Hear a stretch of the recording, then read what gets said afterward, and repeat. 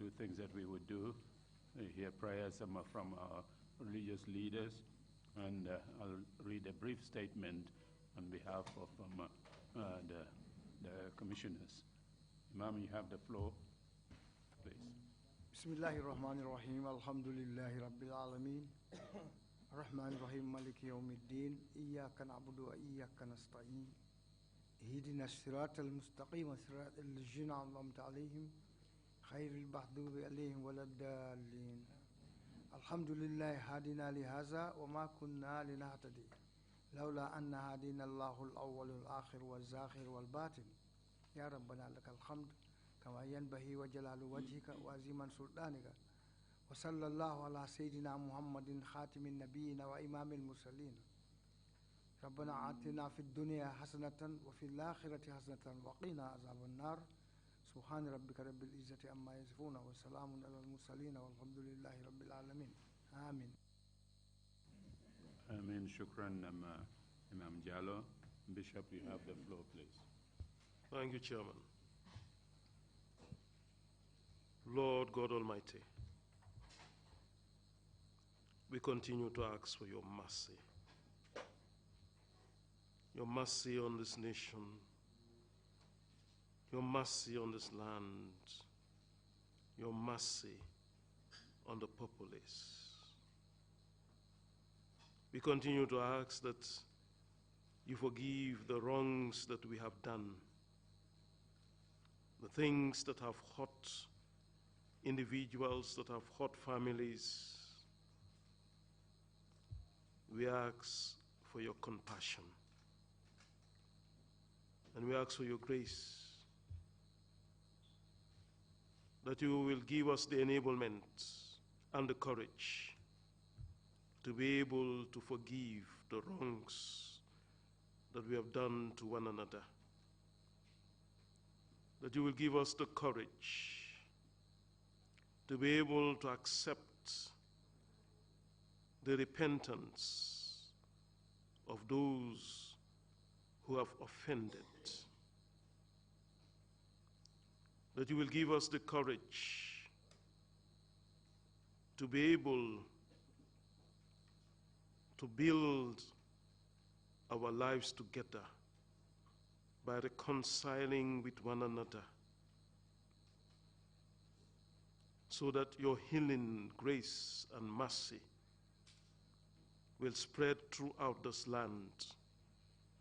You will heal all who are sick. You will heal all who are hurt. And your grace will fall mightily upon this land, because there will be peace, and there will be forgiveness, and all will fear your justice. This we ask through Christ our Lord. Amen. Amen. Thank you very much indeed, Bishop. We will now, I'll read a statement on behalf of the Commission.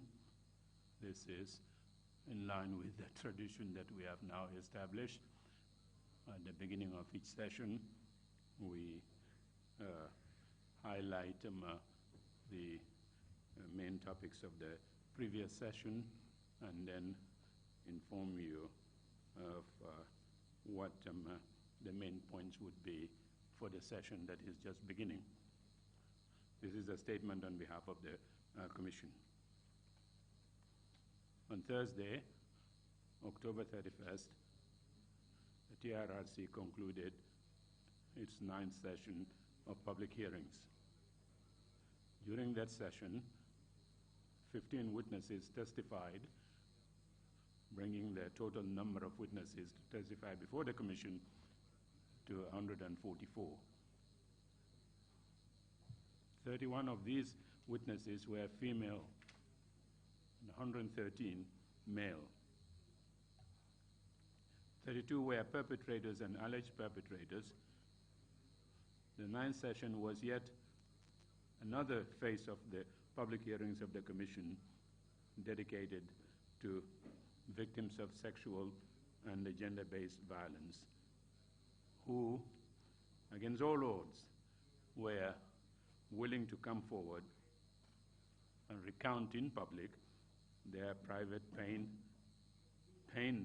that they had suffered in silence for so long. Sexual violence and sexual slavery are terrible crimes that can shock the human conscience, as we have seen recently in the trial, conviction, and the sentencing of Jean Bosco Ntaganda at the International Criminal Court in The Hague. These terrible crimes must be taken seriously, investigated, and exposed, no matter by whom they were committed. The perpetrators of these crimes cannot and must not escape justice. Jean Bosco Ntaganda has not escaped justice. The testimonies of victims during the 9th session revealed that officials in the highest echelons of government and their subordinates inflicted upon weak and vulnerable women horrendous sexual violence and abuse that not only violated the criminal laws of the land, but was also a stain on the moral fiber of the Gambia. The Commission was appalled to note that after sharing their painful experiences of sexual violence with the Gambian public, some of these women had to contend with a barrage of vilifications from some members of our society. So bad was this negative backlash against these brave women that the Commission had to issue a press statement urging restraint and respect for these victims. Perhaps we should share the fact that those courageous women who came forward to publicly testify about being sexually violated are a select few among many with whom the TRRC has had conversations, but who declined to testify either publicly or behind closed doors for a number of reasons, but particularly because they dread the public stigma and the insults that will follow them afterwards. The Commission, of course, fully understands and respects the decision of these women not to testify. The Commission equally feels the pain of those who testified and were subsequently stigmatized and vilified. The Commission appeals to all members of the public to be more sensitive to the pain of these vulnerable women and to respect their privacy and integrity. The Commission urges all victims to please come forward and file their complaints with the TRRC, even if they are unwilling to testify. Victim participation in this process is extremely important in helping the Commission to get to the truth of what happened regarding sexual and gender-based violence and other forms of human rights abuses. In this 10th session of public hearings that starts today, November 11th,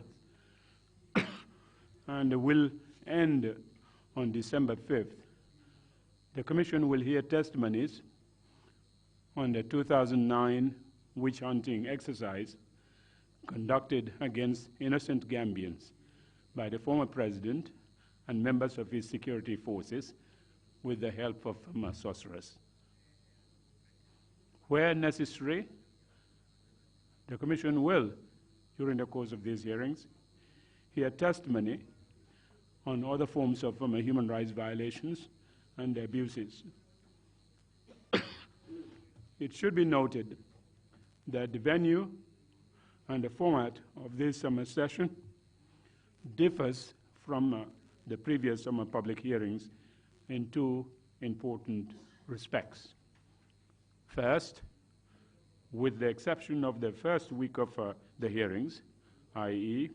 from November 11th today to November 14th, the rest of the public hearings will be held in villages and towns of Sibanor and Jambur in the West Coast region and the Essel in the North Bank region.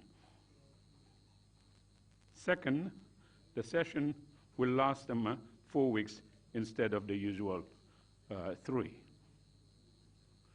It is anticipated that all the hearings will be covered and streamed live by both QTV and other media houses and the journalists.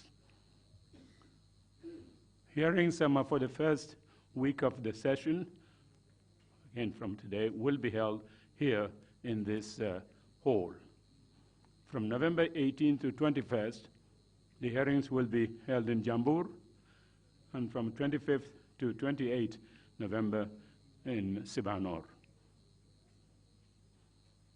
During the fourth and the final week of the session, December 2nd to the 5th, the Commission's summer public hearings will be held in Essel in the North Bank region.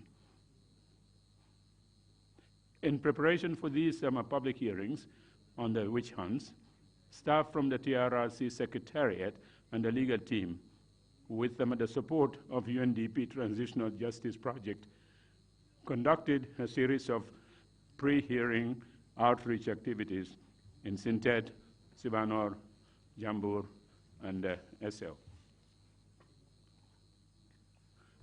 The teams have visited all these communities and met village heads, Kabilo heads, imams, and other elders with a view to informing them of the Commission's work, the work plan for this session, seeking their support and blessings, and identifying suitable venues for the public hearings in their respective areas.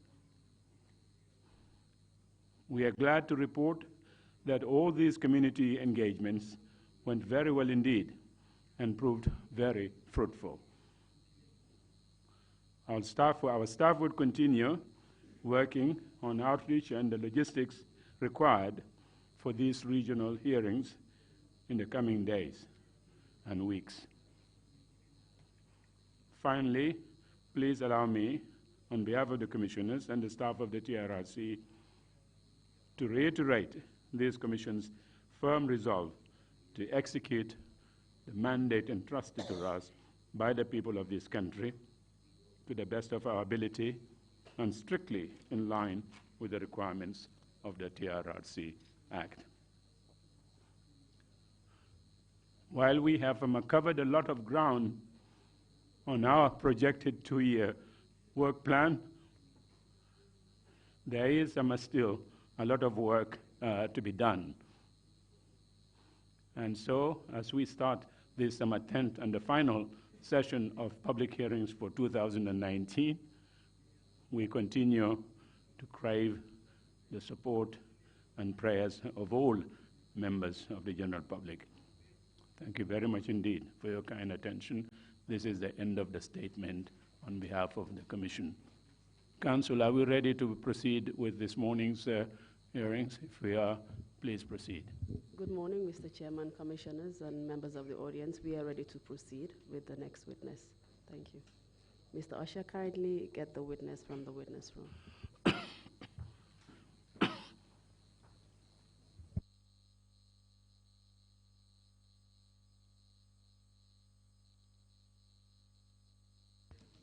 Interpreters, please note that the witness wishes to speak in the Wolof language.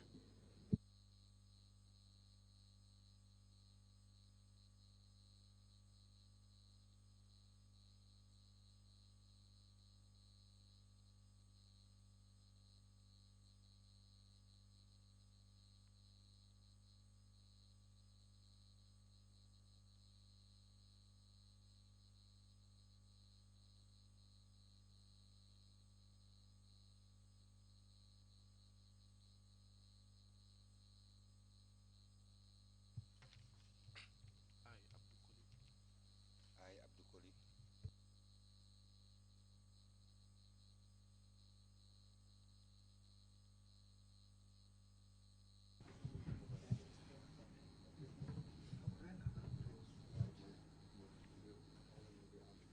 I, Abdou Colley, Man Abdou Colley, I, Abdou Colley, man Abdou Colley, maa ngi génn ne maa ngi waat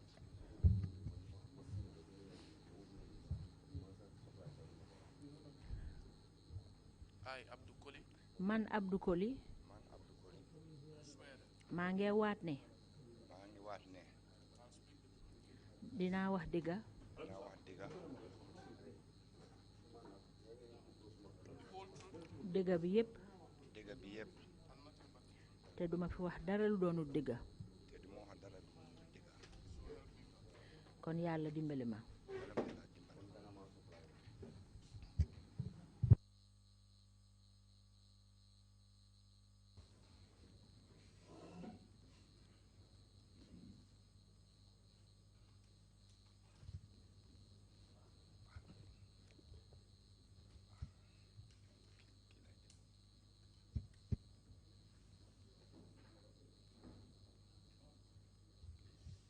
Good morning, Mr. Colley. mu ne Mr. Colley lawyer bi mu ne mu ngi laa nuyu maa jam nga fanaan Welcome to the TRRC. ñu ngi laa dalal fii ci TRRC jërëjëf excellent jàmm thank you. And thank you for agreeing to testify today.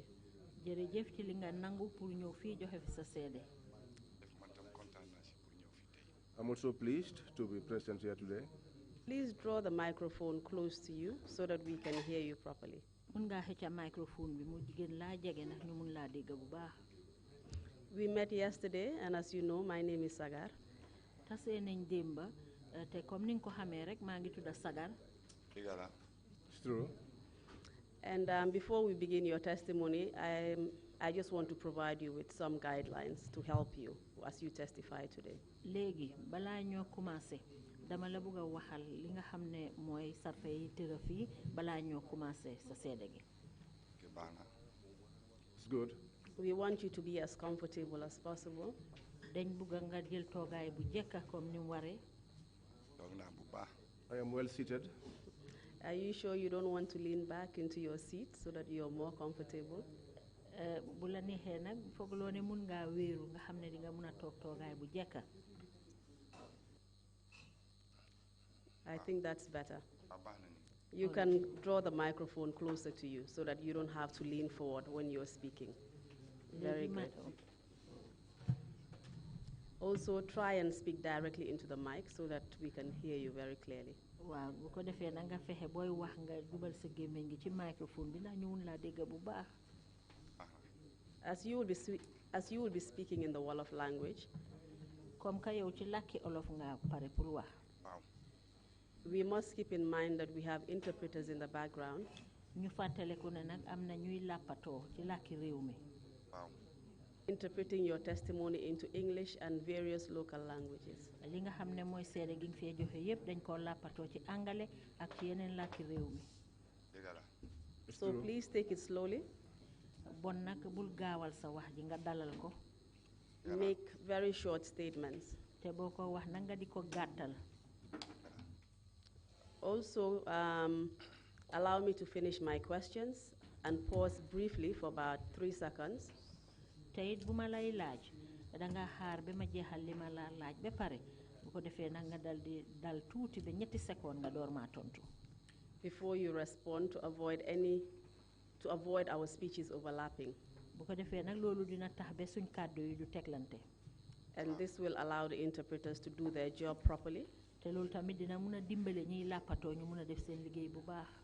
And also members of the audience and the commissioners to follow your testimony properly. ak it ñi nga xam ne ñoo laa déglu di la seetaan ak ñi nga xam ne ñoo nekk ci commission bi ñu mun a toppa li nga wax bu baax.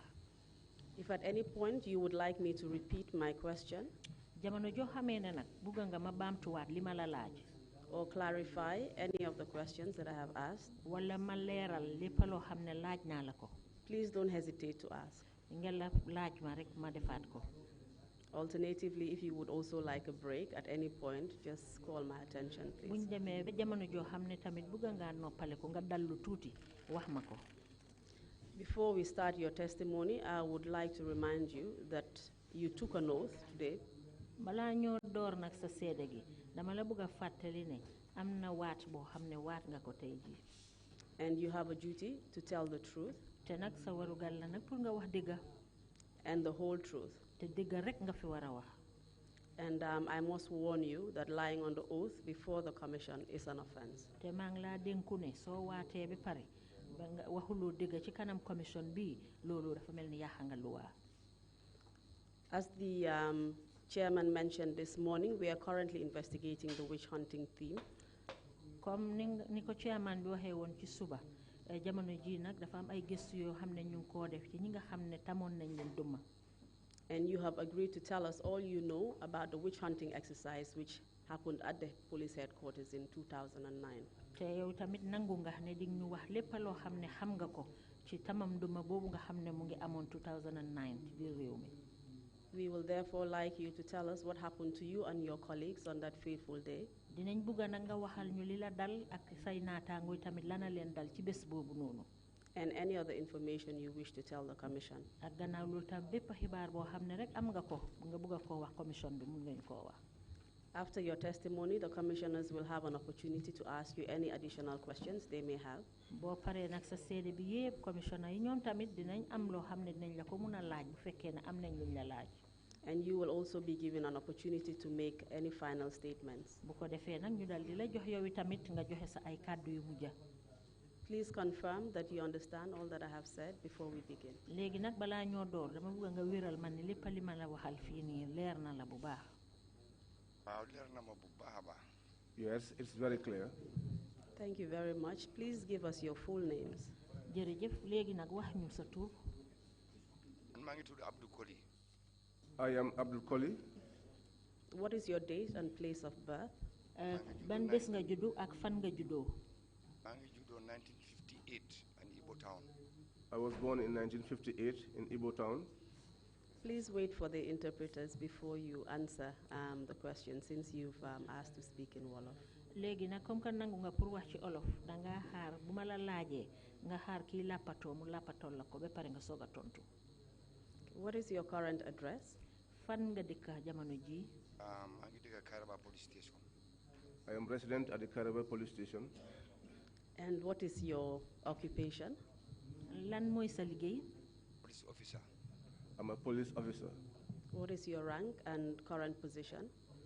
lan mooy sa maxaama ak ci yan maxaama nga tollu jamono ji. Chief superintendent. I'm a chief superintendent.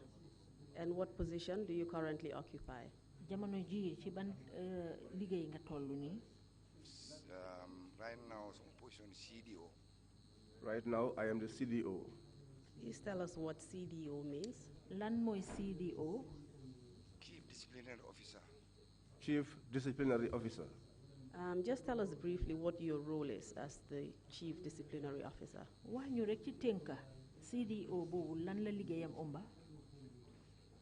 liggéeyam mu ngi omba all the disciplinary force in the Gambia police force. my head bi. The role is to take charge of all disciplinary matters within the Gambia police force. And I am the head of that unit. My apologies.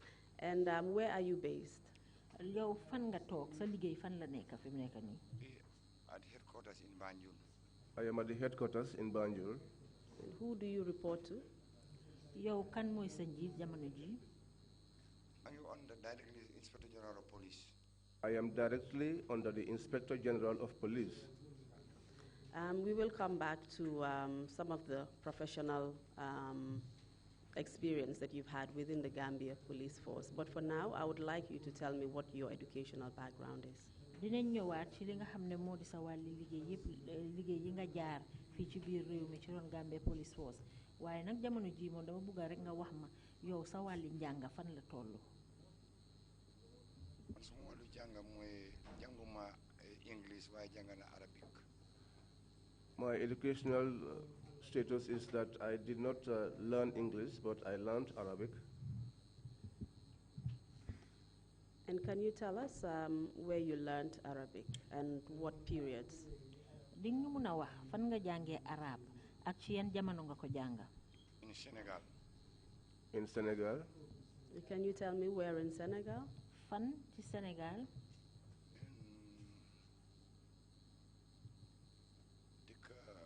Futa. In a village. Matam. In a place called Matam. Do you remember the year you went to Senegal to learn Arabic? fàttaliku nga at bi nga demee Sénégal pour jàng fa arab. Or perhaps how old you were? wala jamono jooju sax ñaata at nga toll woon. maa ngi nekk xale around 10, 11 yooyu noonu. I was a child around 10 or 11 years. And how long did you spend in Senegal? ci yan àpp nga toog Sénégal foofu. maa ngi foofu since 1976 ba 78. I was there from 1976 up to 1978. So although you're not literate in English, you are educated in Arabic. bon lu mel ni comme jànguloo angale moom ci arab nga jàng. Please turn on your microphone. Just leave it on. sa microphone bi mën nga koo bàyyi noonu mu taal rek bu ko feet.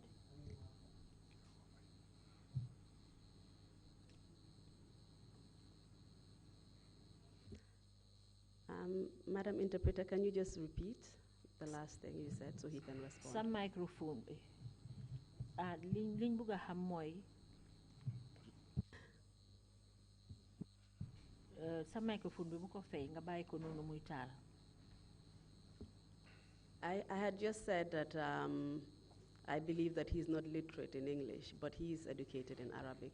mu ne lim gëm mooy ne yow comme jànguloo angale bon nag jàng nga li nga xam ne moo di arabic. Wow. Yes. Can we look at your professional background now? Tell us when you enlisted into the Gambia Police Force. léegi nag ñu seet si sa mbiri liggéey mun nga ñoo wax kañ nga commencé di liggéey ci Gambia Police Force. 1979. In 1979.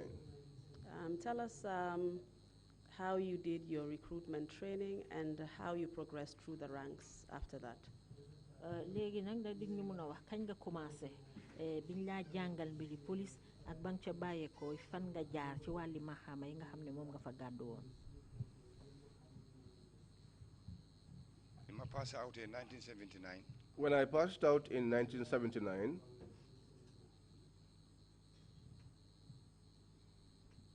Please go on. eggali. And I was best recruit Nitanama as a junior trainer instructor at the training school in Fajar Depot. I was the best recruit, and so I was selected as the junior instruction trainer at the training school in Fayara.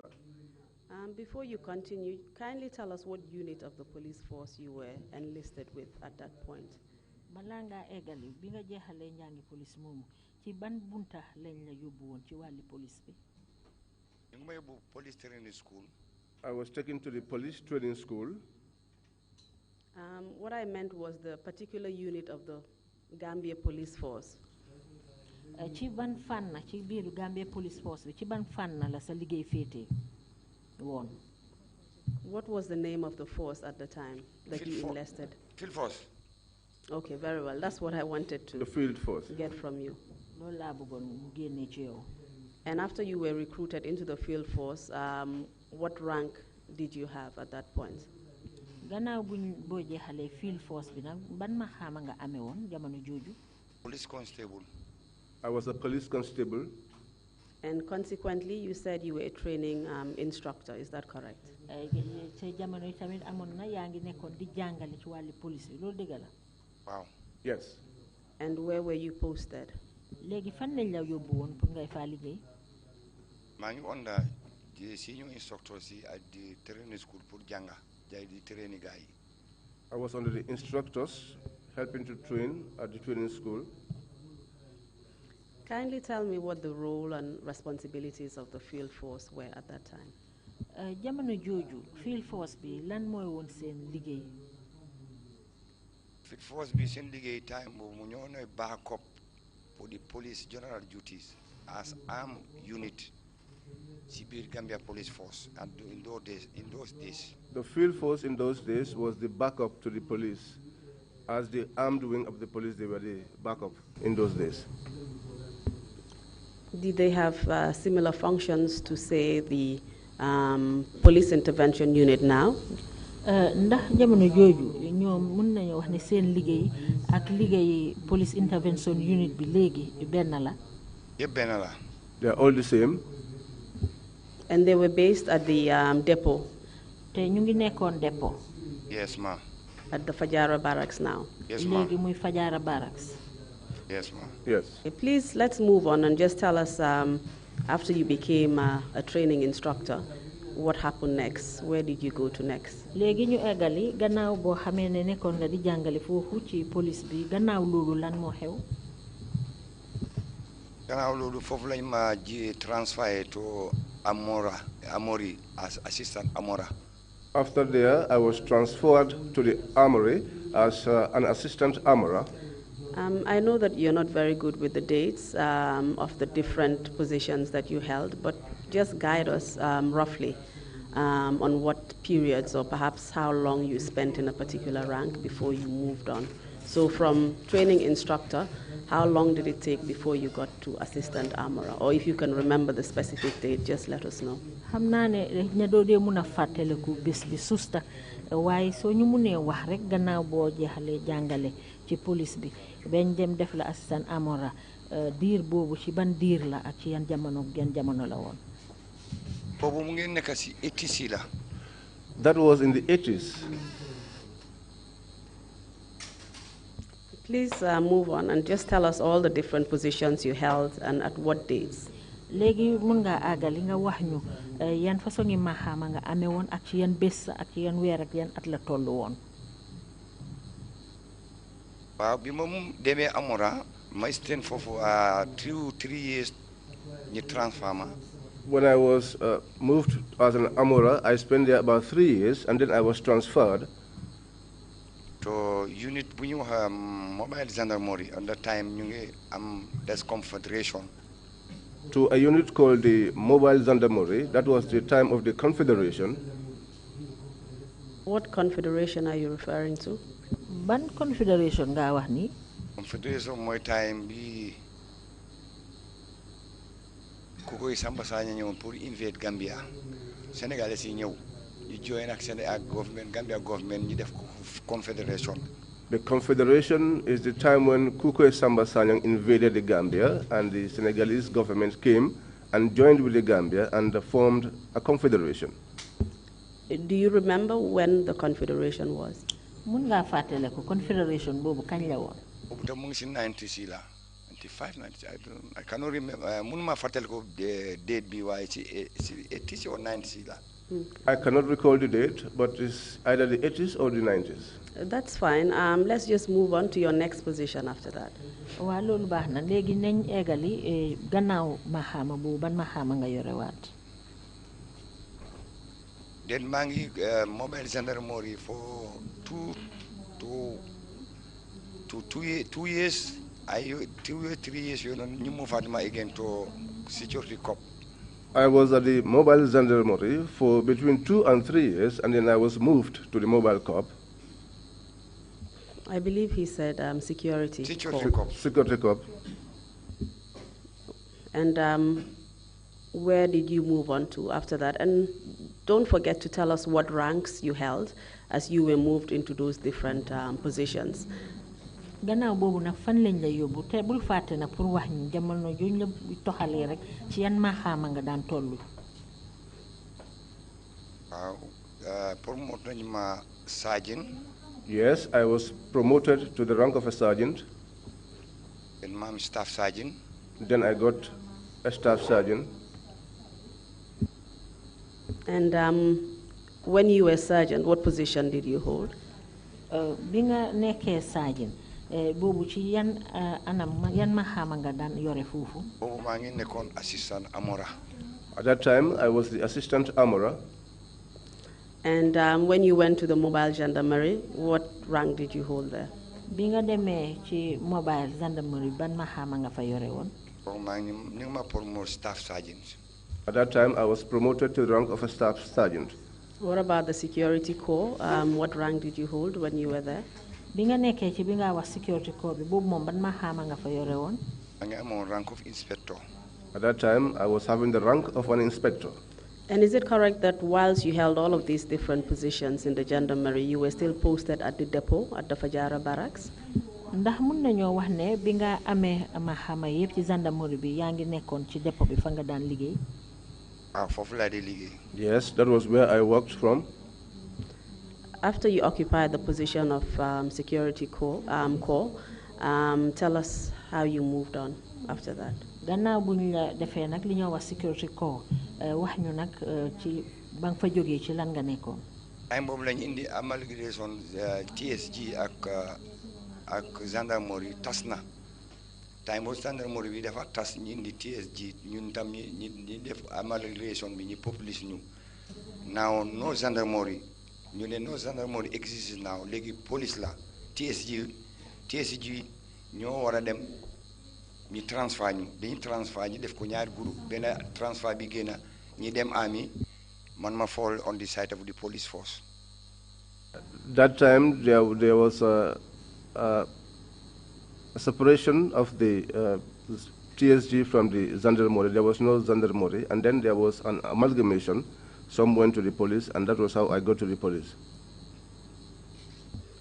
Just kindly continue and just tell us the other positions you occupied after that. And you can actually, complete what you're going to say. You don't have to wait for follow-up questions.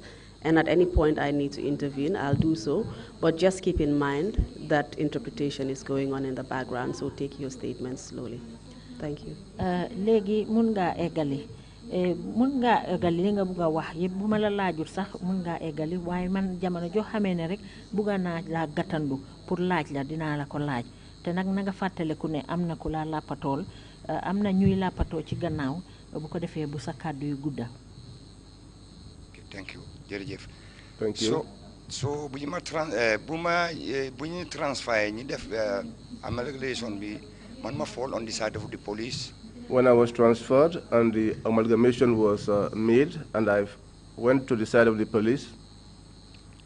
Then you post my headquarters, Banjul Police Station. Then I was posted to the headquarters at the Banjul Police Station.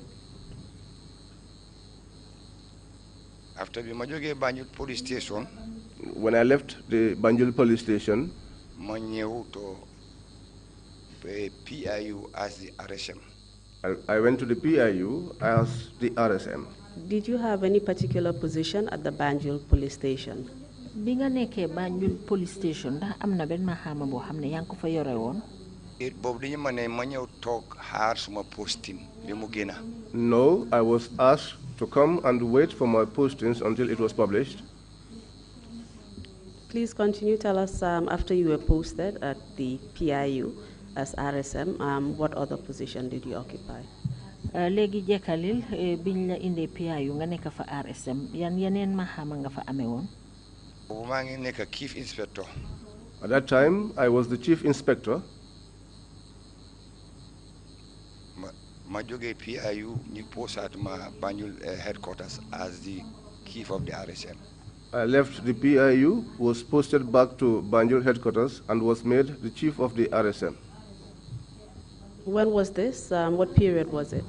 Loolu kañ la woon yan jamono la woon. Boobu dana nekk 1996 yooyu noonu 1997. That would be around 1996 or 1997, around about that time. Do you wish to say 1997 or 2007? Daga buga wax 1997 wala 2007? Mistake na 2007. I made a mistake. 2006. I made a mistake. It was 2006. So in between 2006 to 2007. On dafa melni digante 2006 ak 2007 la won. Wow. Yes. You were posted as RSM in Banjul. Ci lañ la yobbu Banjul def la fa RSM. Wow. Yes. And how long did you occupy that position? Mahama bobu nak ban dir nga ko yoré won? Since bobu be legi ma ngi fofu.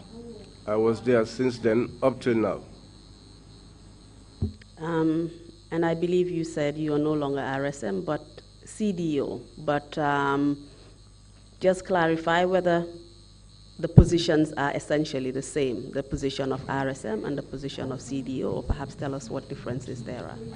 Waaw wax nga ñu ne nekatulo RSM CDO nga légui dañ bëgg nga waxal ñu rek outé bi ak ci liggéey RSM ak liggéey CDO lan moy outé bi wala ndax benn la?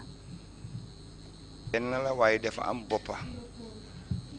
They are the same, but there's a head.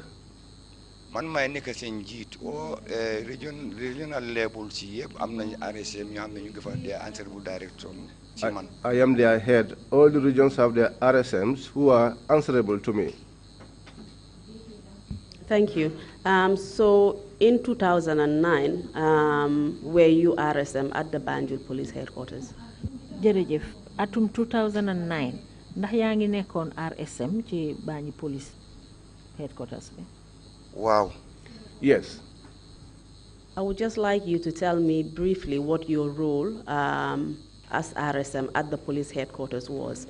At that time, some of the duties that you would normally do, your roles and responsibilities. Dama bëgg rek nga waxal ma ci tënka li nga xam ne mooy woon sa liggéey comme yaa nekkoon RSM foofu lan mooy sa liggéey ak lan mooy sa taxawaay ci jamono juyu. Bi ma nekkee headquarters as the RSM, my responsibility, the discipline of the men. When I was the RSM at the headquarters, I was responsible for the discipline of the men. And punctuality on work. And punctuality to work also. And decency. And decency. And obedience. And obedience. So lolu mo my responsibility. Those were my responsibilities. And how would you normally carry out those responsibilities? Wa legi naka nga daan defé liggéey yoyu nonu?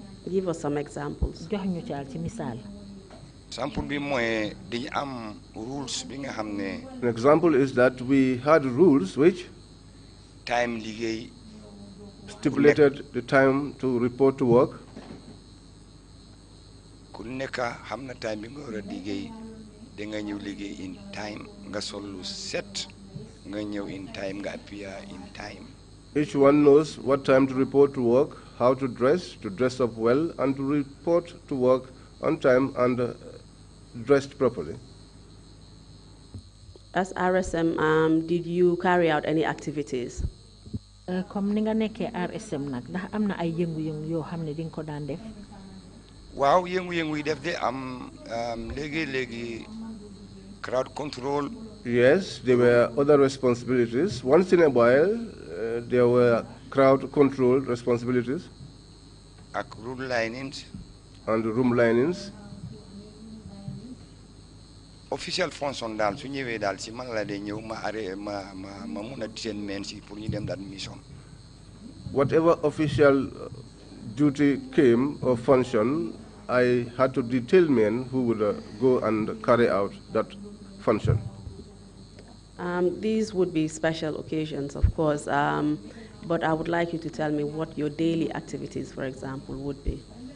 Xejna yi nga wax ni dafa nekk ne bu fekkee ne xew-xew am na waaye dama bëgg nga waxal ma bor bu set bés bu nekk lan moo dee nekk sa liggéey. Suma liggéey bor bu set from Monday to Friday. My daily work from Monday to Friday. 7:45 dañu ma blow whistle.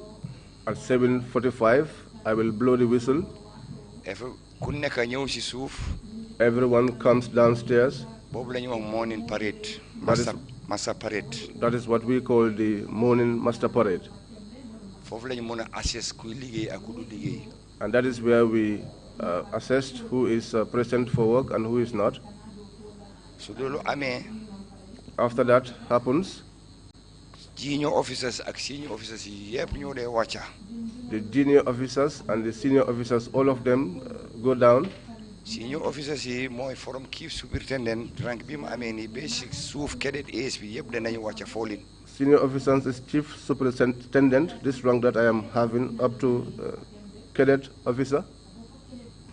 ñoom yëpp dañu dee wàcca. All of them will climb down. Under my command and my supervision. And they were under my command and supervision. Then from there, they've seen briefing. And then from there, we will have our briefings. So, among any problem or any doubt, if we had any problems or any doubts, or any no mission or no information to the high table, high command, or if there was any mission or no information to give to the high command, then I decide to decide while they fall out, go back to your offices until later. Then I will make the decision to ask them to fall out and to return to their offices and to wait for the instructions. That was the way I operated. I just want to go over some details relating to the morning master parade. Dama bëgg ñëwaat rek ci li nga xam ne mooy rangsalu bi nga xam ne da ngeen ko dee faral di def bu suba ñëpp taxaw. You would be responsible, or perhaps you would give the order for the men to fall in every morning. Is that correct? Yow yaay joxe ndigal bi pour ñëpp dajaloo benn place noonu la. It's true. And the parade itself, you would be the one who would supervise it and be in charge of the men during the parade. Te ci jamono boobu tam yow yaay ki ko jiite te yaay joxe ndigal. It's true. You also said that apart from regulating issues of punctuality and decency during the parade, any important information or communication from the top command would be disseminated during that parade. Is that correct? Wax ngay tamit ne lu uute pour gis ne ku ci nekk ñëw na ci waxtu bi mu war a ñëwee ak ni mu war a solo na noonu lu uute ak loolu rek tamit xibaar boo xam ne bàyyeekoo na ci kilifa yi nekk ci kaw bu fekkee ne war nga leen koo eggali yow yaa leen koo eggali noonu la. Waaw dëgg la. Yes, it's true.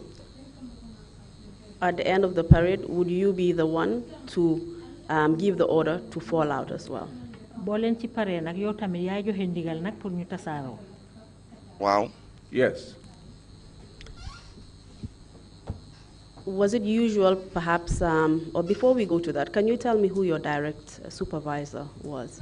Di ñu mun a wax yow kan mooy woon sa njiit ci kan nga daan uyu jëlee ndigal. Xam nga suma njiit foofu dañu bari banxaas bi dafa rëy. Well, you know, my head there, the fact is that the branches are many. Dama am question ba ma fàtte ko wax waaye dana ko wax léegi because léegi mun naa foo leen gars yi benn commissioner wàcca. There is something I had forgotten to say, which I will say now, because sometimes, even when I call for the fall-in, sometimes a commissioner will come down.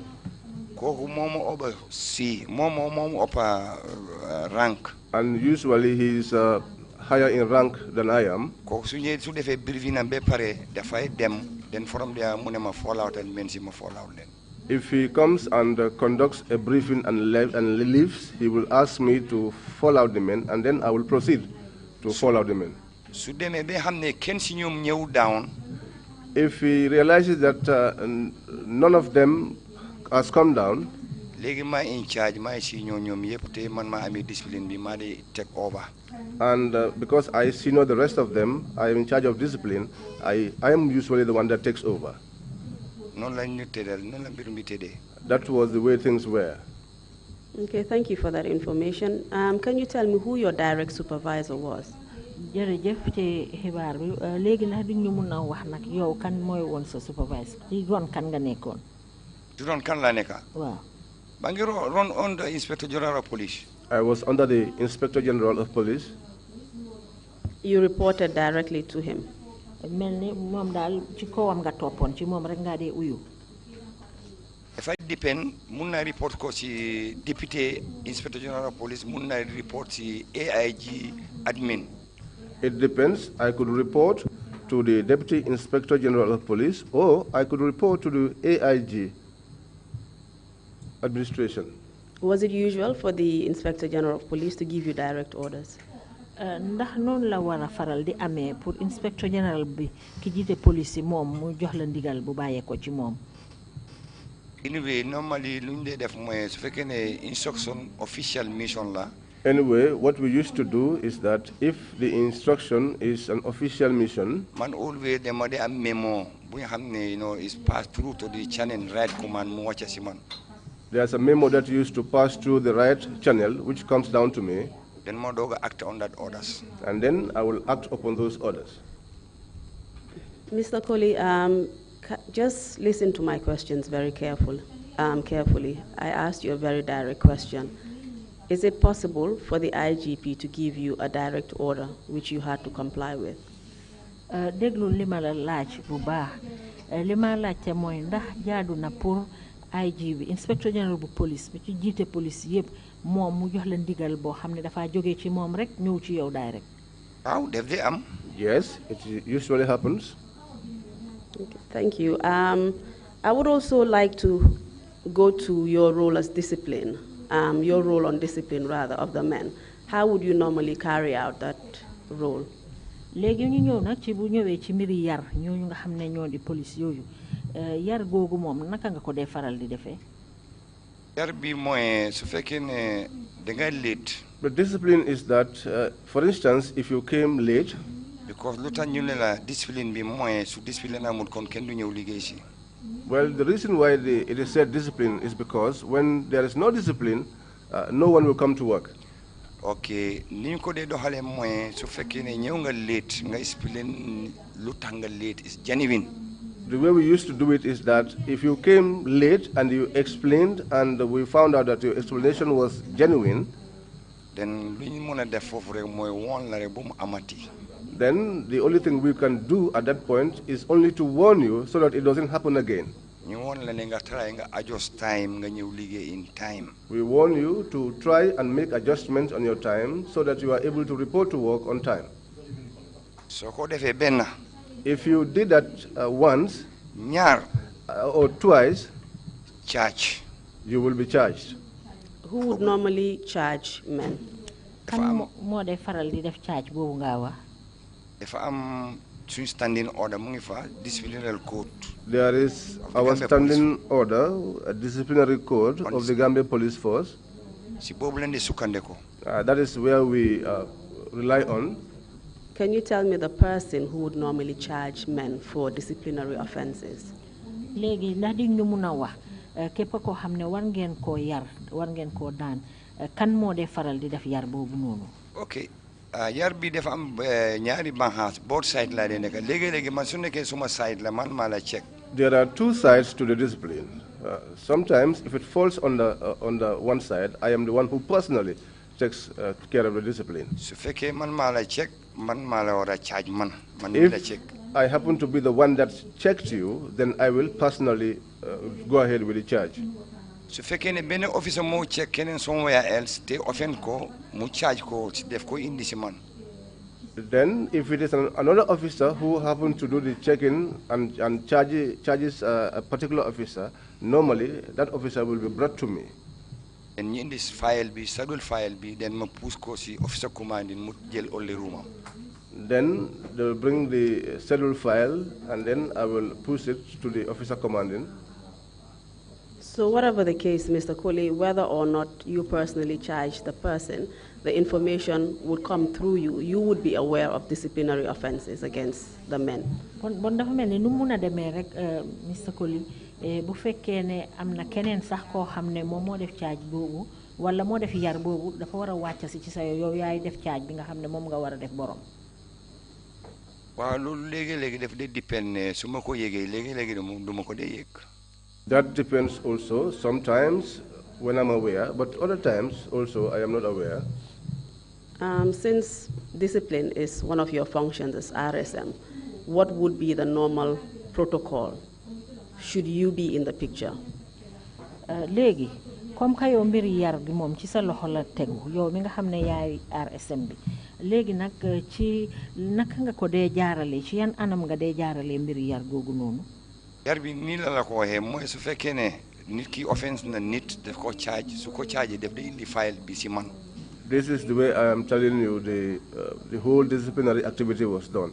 If someone offends another person and he gets charged, that person's file is usually brought to me. So under usual circumstances, you would be aware? Bon dal ni mu waral di demee daal bon yow saa yu nekk danga ko war di yëg. Dama ko war a yëg. Yes, I should be aware. You have also said that there are circumstances in which you are normally not aware. Is that correct? Wax nga itamit ne léegi-léegi nag nay am jamono yoo xam ne doo ko dee yëg noonu la. Lu tax ma waxee ko noonu mooy regional level. Just answer my question before you clarify. Yes, ma. Yes. Okay, please continue. On the regional level. From the regional level, duma xam lu fa xew. I will not be aware of what is happening there. Foofu ñu fa mun a xam mooy ci ñoo RSM yi fa nekk responsible that area. Those that will be aware would usually be the junior RSMs who were responsible for those specific areas. But within headquarters level, within the headquarters level, kuy mun di charge, whosoever is charged dafay ñëw si man. Would come to me. Banjul division. The Banjul division. Suñ charge nit. Whoever is charged there. When I'm informed, I will tell my assistant to go to the older room. And I'm used to aware of all of it. So at the headquarters in Banjul, you would be aware?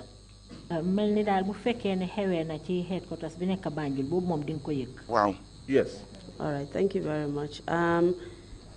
Can you also tell us the way in which instructions from the command are disseminated to the men? You've already mentioned the fact that sometimes it can be through the parade.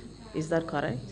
Léegi na di ñu mun a wax na bu fekkee ne am na xibaar goo xam ne bàyyeekoo na ca njiit ya ca kaw naka laa eggee ci ñi nga xam ne ñooy police yi féetee suuf wax nga ñu ne léegi-léeg dafa jaar ci jamono ji nga xam ne ñu ngi taxawaayu suba boobu noonu.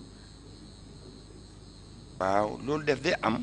Yes, that used to happen. Nu mu de amee mooy su fekkee ne kenn si ñoom wàccut. And the way it used to happen is that if none of them came down. But normally su ma si ñëw si suñu wàccee ñoom si ñëw ak message bi. But normally if my seniors came down and they came along with the message. Man su ma defee suma all activity ba ma pare. After doing all of my activities. Ma report si moom. I will report to him. Moom senior man bi dana joxe message foofu ne lii ak lii la mu war a xew lii ak lii lañ mu war a ngeen def ko. And then thereafter the senior man on the ground will give the message and say this and this is what is happening or this is what we want you to do. And message bi mu ñëw si man tam ma gën a leen dooleel mu am.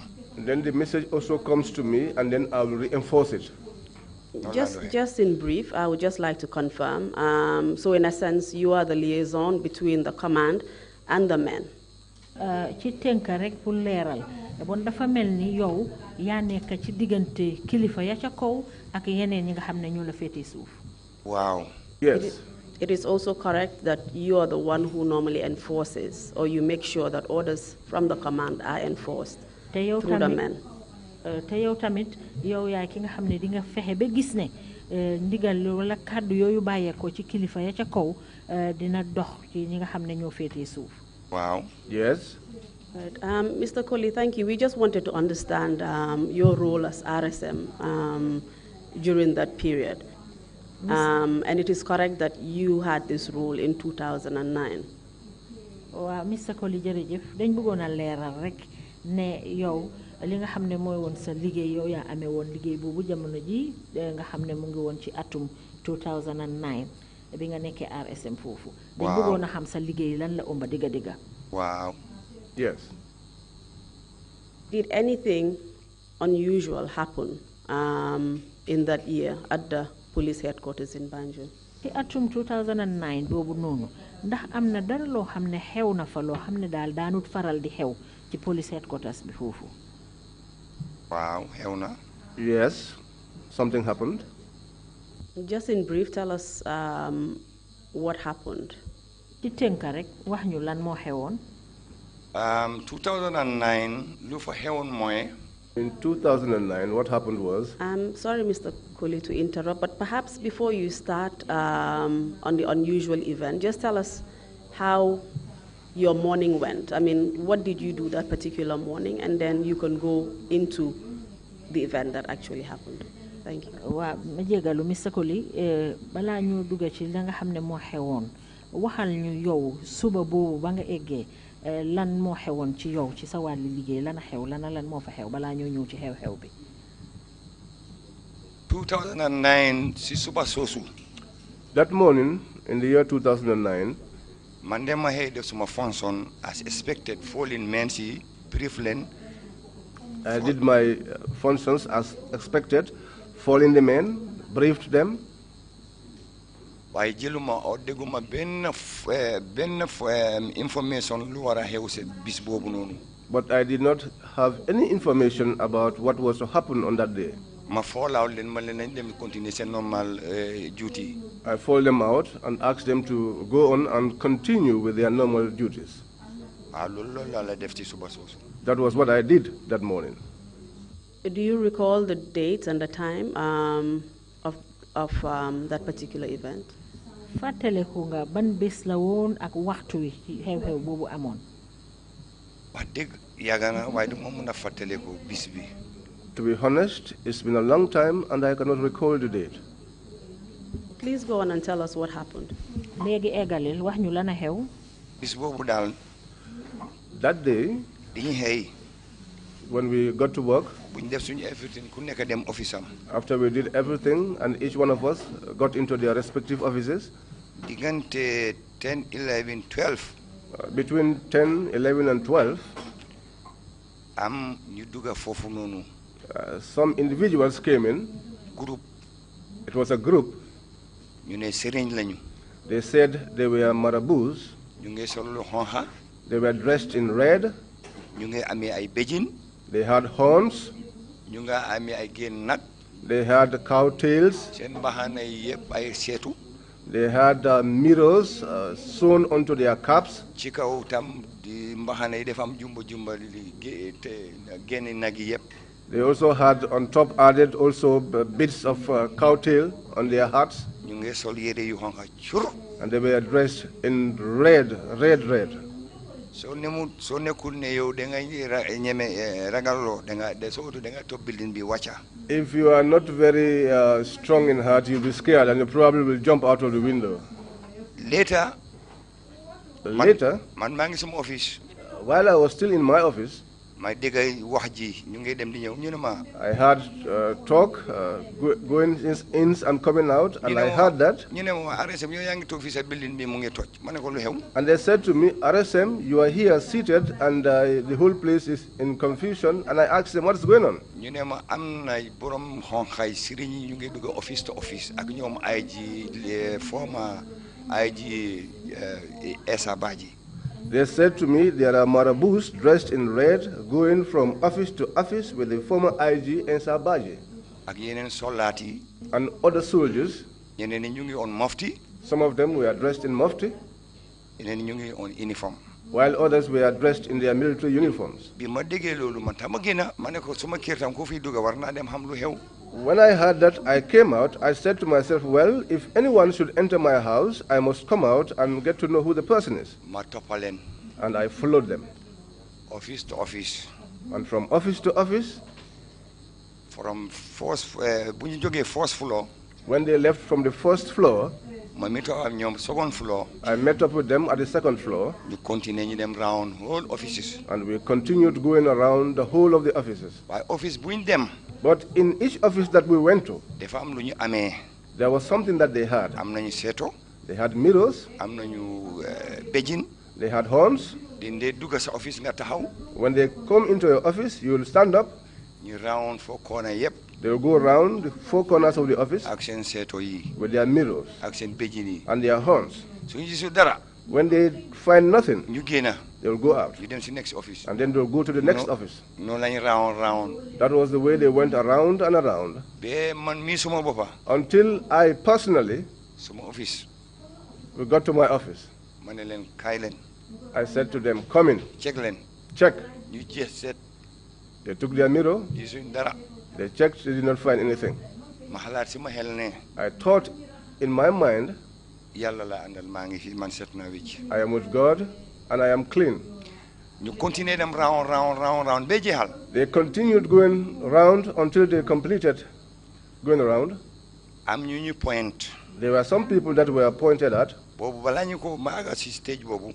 But before I get to that stage, bu ñu round ba pare léegi ay ji mu ne ma buloo wisul. after the rounds, the IG asked me to blow the whistle. ma buloo wisul. And I blew the whistle. Parade. For a parade. For identification. For identification. ñoo xam ne ñoom lañu identify. So that they will be able to pinpoint who have been identified. ñu wàccee. When we came down, we fall in. We fall in the men. Fall in bi ñaari façon fall in lañ dee am. Mr. Colley, I'm sorry to interrupt you again. Before we go into the parade, can I ask you some follow-up questions from the testimony you've just given? You mentioned that a group of people came into the police headquarters and they were dressed in red. Mr. Colley, jégal ma ci li ma la dog waaye balaa ñoo eggali rek nga ne dafa amoon ay kuréeli nit yoo xam ne ñu ngi fa ñëwoon sol ay yére yu xonxa.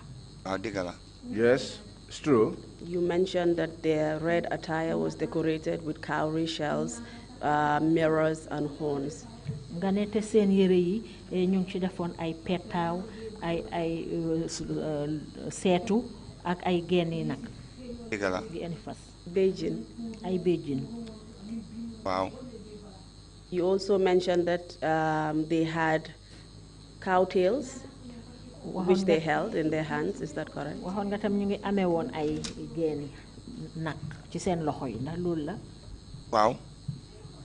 You mentioned that they came with others, military officers as well as plainclothes officers. te it àndoon nañ ak ay soldaar ak ay ñeneen ñoo xam ne soluñ ay yu sol uniforme ak yu ko solut. Wow. Did you recognize any of these people that they were with? xamee nga ci ñen ci ñiñ àndaloon. kenn rek laa ci xamee. There was only one individual I knew. And who is that? kooku kan la. mooy Solo Jiba. He was Solo Jiba. Are you sure about the name? ndax xamoon nga ñi nga xam ne ñooy woon ñiñ àndaloon xamee nga leen. yéen ñoo xawma leen de. I don't know them. Let's just go back. My apologies. ndax xamoon nga seen tur yi. déedéet xawma seen tur. I did not know their names. You mentioned a Solo Jiba. tudda nga fi Solo Jiba. moom rek la xamee si gars yi ñëwoon foofu noonu. He was the only one I could recognize amongst the group that came in there. Can you tell us who he was? mooy nit ñi mun a wax Solo Jiba mi mooy kan. soldat la de. He was a soldier. Do you know which unit of the army he was in? xam nga ci benn fànn la féetoo woon ci wàlli soldaar gi. ndax State House lay nekk de. I think he was from the State House. Was he part of the State Guard at State House? dafa bokkoon ci ñi nga xam ne ñoo doon garde State House. ñun waaw xam naa foofu laa jógee daal. Yes, I think he would be from there. Where was he from? fan la bàyyeekoo moom. kan Solo. You mean Solo? Solo xam nga fu mu bàyyeekoo de. I do not know where he hailed from. And how did you know him? naka nga ko xamee. xam nga ni ma ko xamee mooy si occasion si la si programme amee nii Solo. I got to know him through the occasions. When there is a program, you will hear people calling him Solo. And why was his name being called all the time? lan moo tax in programs? su programme amee lan moo tax ñu koy faral di oo Solo. xam nga man maa ngi witness ne daf dee nekk foofu noonu foo naa mooy is very close to Yaya Jammeh. I used to witness him to be present there, and I think he was very close to Yaya Jammeh. Do you know the nature of their relationship? xam nga jokkoo bi mu amoon na Yaya Jammeh. non xaw ma ko de. No, I don't know that.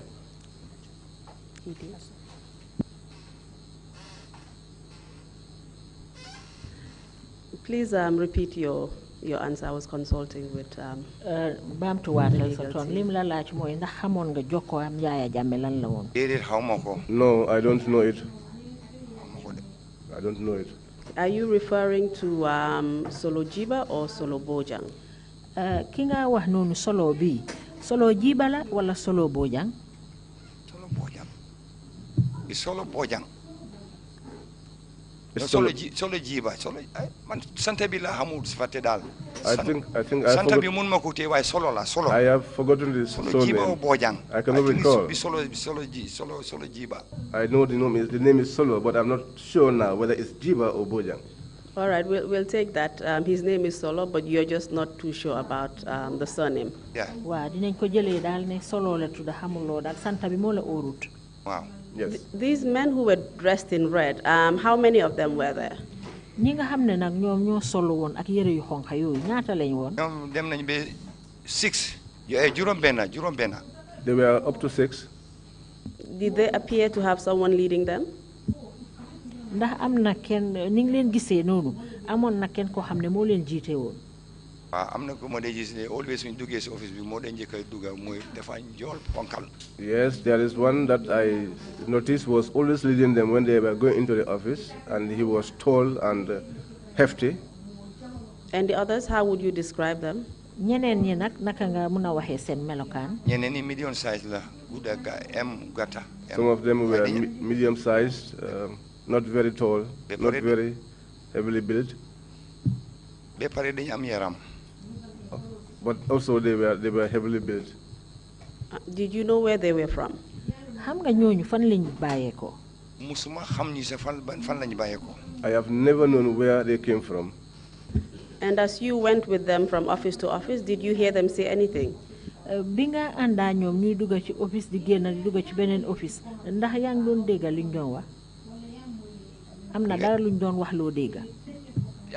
ñoom kay liñ dee dégg because suñ duggee si office bi ñun duñ mun a dugga waaye seen lakka bi moom soose la ak lifin olof dama ko dee dégg ñu ngi lakka si soose ak joola sorry sax soose ak joola.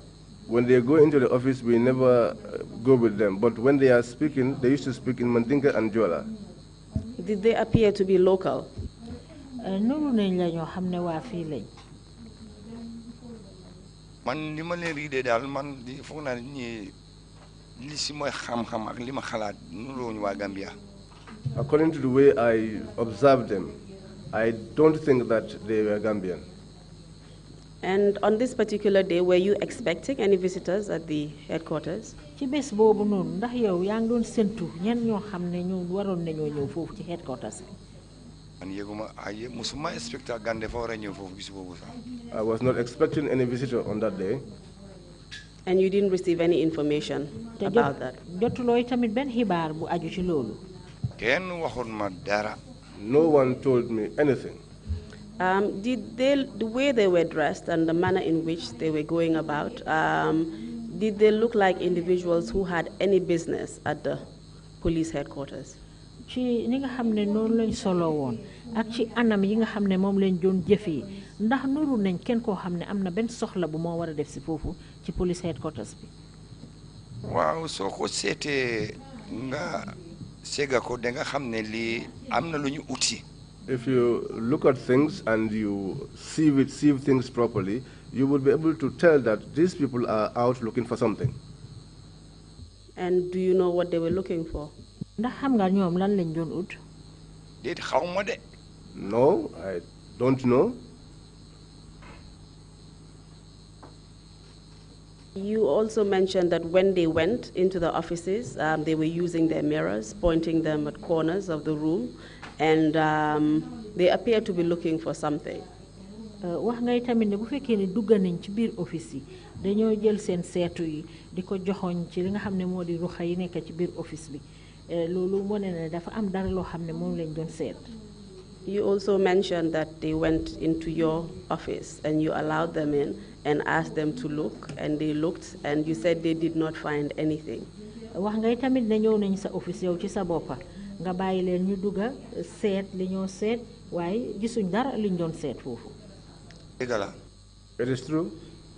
It would appear that you had some indication as to what they were looking for. Bon dafa mel ni bon yow am nga xalaat wala xalaat nga loo xam ne daal ñoom loolu lañ doon seet xam nga ko ndax xam nga liñ doon seet. ñoom borom reer yi. The People dressed in red.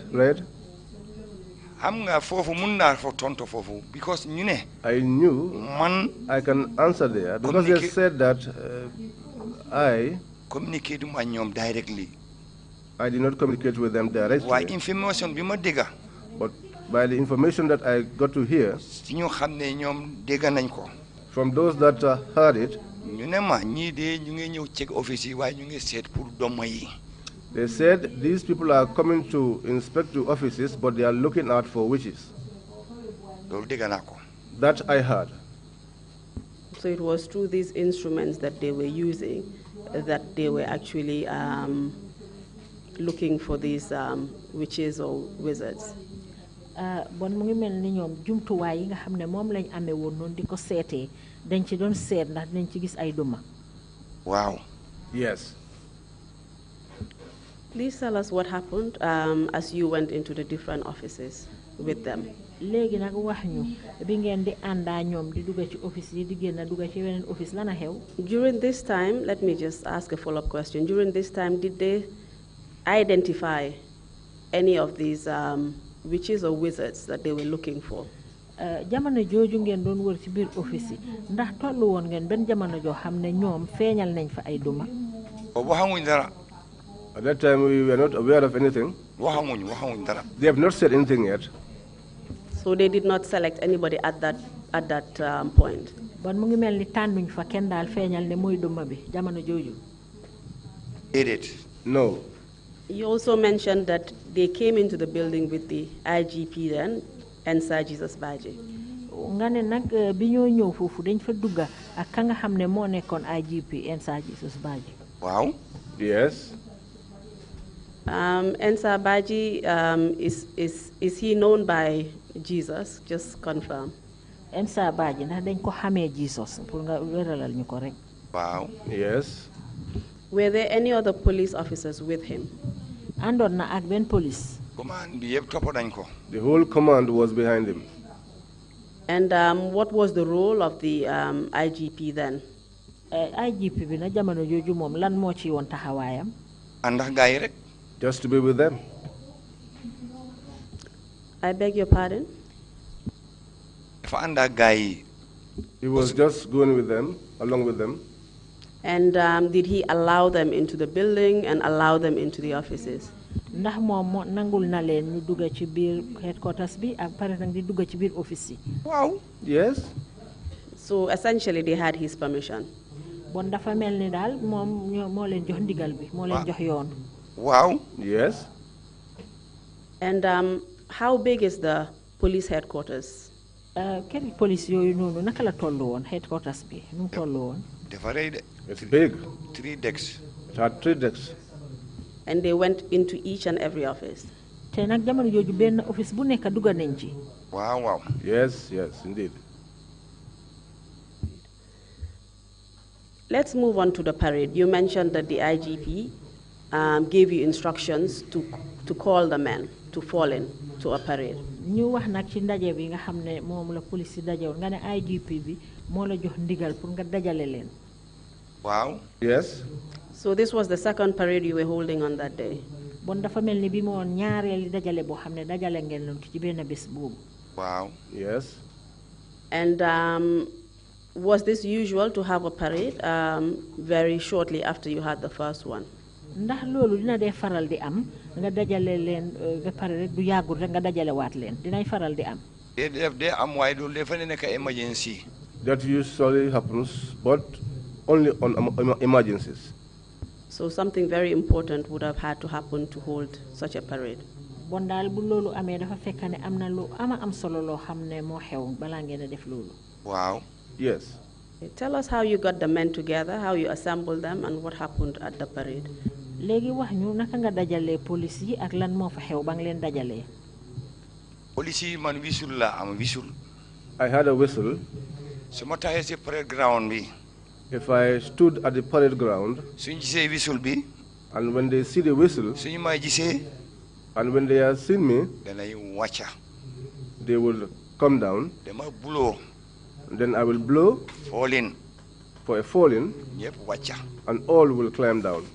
ji ñoo rang si. The junior ranks you fall inside. will fall in on one side. Senior officers, The senior you officers fall inside. will fall in at the other side. Legi kilifa yi So the heads now ñoo nekk ak gaay si digga ba. would be in the middle. And therefore, the normal formal formation that would normally happen during your parades was what took place during that particular parade that you called. léegi dafa mel ni ngeen ko dee faral di defee boo leen dajalee suba bi ni ngeen dee dajaloo ci anam yooyu tamit noonu ngeen dajaloo waatee. Wow. Yes. And when you called in, when the men fell in, what happened next?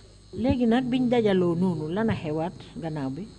Foofu la ñuy commencé di identify. That was when they started to make the identifications. Perhaps before we move on to the identification, tell us who was present at the parade in terms of the senior officers and any other people who would normally not be at the parade. léegi balaa ñoo dem foofu sax di ñu mun a wax ñan ñoo fa daje woon ñoo xam ne ñoom soo leen dajalee police yi ñoom duñ fa daan faral di nekka. mooy groupe yi ñëwoon. That was the group that came. am na ñu ñëw under plain clothes. Some of them came dressed in plain clothes. ak solo. And solo. ak ñeneen ñu sol green. And others that were dressed in green. ñoom ñoo ànd ak gaay yi. Those were the ones that came with them. In terms of the senior command of the police, who was there? ci wàlli ñi nga xam ne nag ñooy kilifa ci wàlli police bi ñana fa nekkoon. pour mun ma remember kii waa kii waaye half bi yëpp ñu ngi foofu. I cannot remember individually who were there, but half of them were all there. Can you remember the IGP being there? ndax fàttaleku nga ne IGP mu ngi fa woon. Wow. Yes. And in terms of the other group, the visitors that had come to the police headquarters, you said they were present. Can you tell us what they were doing whilst the parade was taking its form? léegi ñi nga xam ne ñoom ñoo ñëwoon foofu ci headquarters bi ci ay kilifa yi jamono ji nga dajalee police yi foofu ñoom lan lañ doon def.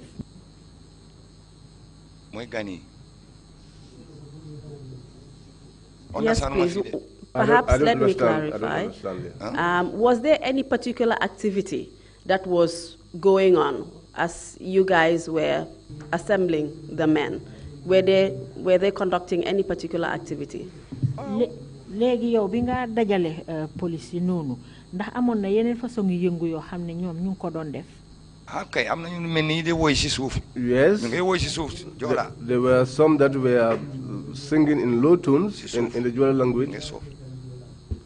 And do you know what kind of songs they were singing? xam nga ban façon woy leen doon woy. woy boobu dafay leen dem de man xaw ma na xalaat de. It's a dark song, and I cannot tell you what they were singing about, but they were singing. Were there any instruments, musical instruments that were being played? amoon na benn jumtuwaayu musique boo xam ne moom lañ fa doon tega. su ma fàttewu de sabar foo na sabar am na. If I don't forget, I think there was a drum. Was the drum being beaten? sabar gi dax ñu ngi ko doon tega. ñoom gars yi ñu amee lifi nii green. Those that were dressed in green. Were they beating the drums? ñoom ñu ngi doon tega sabar yi. okay su ma fàttewu de foog naa waaw ñu ngi door sabar si suuf. Yes, if I don't forget, they were drumming low tones though. And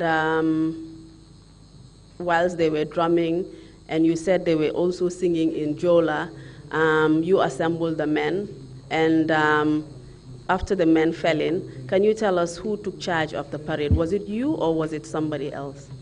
waa léegi nga ne ñu ngi doon tega sabar yi di woy ay woy Joola yow tamit yaa nga fële di dajale ñi nga xam ne ñooy police yi léegi nag ñan ñooy woon ñi nga xam ne ñoo ngeen fa doon dajale. fii lu mu wax bi ñu gars yi foolinee ba pare. After we fall in. mu ne ku jël ku in charge parade bi léegi foofu laa ko bëgg a tontoo. léegi yow yaa ko jiite woon. waaw ku jël parade bi man bi ma àggee foolin gars yi ba pare. When I arrived, following the men, and after that, defuma action again de. I didn't taxaw xaar gaay ñoom IG ak délégué ak gaayam yi ñëw dem straight ci digga bi. I did not do any other thing. We waited for the IG and his delegation to come and join us. bi ñoom IG duggee ba pare nag den man suma boppam man si gannaaw laa dee taxaw man du ma dee nekk ci digga bi. When the IG and his delegation took the middle part of the parade, I went behind because that is where I normally stand. Please continue. So foofu la nag lañ def identification. So that was when the identification was made. Before the identification was made, Mr. Colley, I know that perhaps this incident is something perhaps you don't want to remember because it was a scary event, and it looks like there are memories that perhaps are not really quite coming to you. But just, we want to get the details of what happened on that day. Did anything happen before the identification and selection started? For example, in a normal parade, somebody would have to address the parade before anything happens. So on that particular occasion, did anybody address the parade? Mr. Colley, xam naa ne mbir la moo xam ne lu raglu la pour nga toog di ko fàttaliku xam naa ne dafa raglu waaye nag li ma bëgg a xam rek mooy ndaje moomu bi mu amee ba pare ndax am na kenn koo xam ne taxaw na jiite ndaje mi gaaral fa yan kàddu yoo xam ne moom lañ fa feeñal. boobu IG moo ko dee def. That one is usually done by the IG. And what did he say? Moom lan la wax IG bi. Guy round nañu whole the building. They went around the whole building. Léegi am na ñuy identify. So there were some people that were identified. So they am pour génne leen. So they had to now take them out from the rest. Did he say anything else? Ndax am na leneen lu mu wax. After then, after identification bi. No, at that point when he was addressing the parade, did he say anything else? Déedéet jamono ji nga xamee ne mu ngi doon gaaral kàddu ci ndaje moomu police yi daje na am na leneen lu mu fa wax. Ñii dañ ñëw pour uti doom yi fi nekk. That these individuals have come to fish out the witches or wizards here. Okay. Thank you very much, Mr. Witness. We have come to the break now. We will continue afterwards.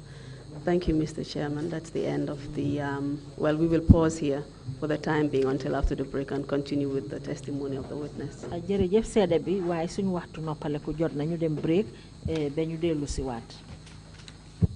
Thank you, Council, and thank you, Mr. Colley. We will take a 30-minute break and come back at 12:05. Thank you. Meeting is adjourned. You don't go off.